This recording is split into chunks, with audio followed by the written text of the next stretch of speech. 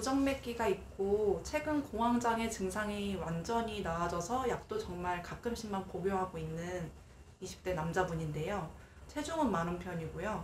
잘 자고 있다가 갑자기 숨이 안 쉬어져서 일어나는 경우가 2주 전부터 일주일에 한 번 정도 있으며 가끔씩 아침에 일어나면 머리가 아플 때가 있고 자도 졸리는 현상이 있으신데 근데 자도 졸린 건 직업상 야근이 많다 보니 규칙적인 생활을 못하게 된 이유도 있다고 해요.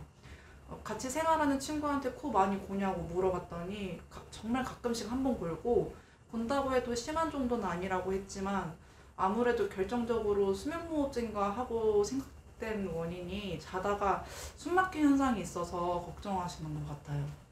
그리고 심장 부정맥 갖고 있어서 좀 그렇다고 하는데 이분은 수면무호흡증일까요? 일단은 코를 안 골더라도 주간 졸림이 있고 그 다음에 심혈관 쪽 장애, 특히 부정맥은 아주 강력한 수면 무호흡을 의심하는 그 현상이라고 보시면 돼요. 그리고 이분은 또 자다가 자기가 숨을 막히는 것도 최근에 느꼈고 거기에 이제 그 직업상 또 수면 리듬이 깨지는 거라면 더 악화가 되겠죠. 그리고 본인도 또 체중이 많이 나간다고 그랬고 그리고 무호흡이 있을 때 산소가 떨어지니까 두통이라든가 머리가 막지 않는 현상도 있고 그래서 지금 정황적으로 봤을 때 심장에 무리가 되는 짬 그리고 산소 에어레이션이 안 되고 머리가 아픈 두통 그 다음에 산소가 뇌로 안 가니까 낮 동안에 주간 졸려움이라든가 집중력이 떨어지는 현상 이 여러 가지를 봤을 때는 일단은 수면 무호흡이 강력히 의심이 되고요. 그리고 잘못 하시는 게 무호흡이 있으면은 소리가 안 나요. 코를 안 골아요. 멈추잖아요. 그래서 이 정상인 사람도 조용하고 무호흡도 조용해요. 중간에 코 골이거든요.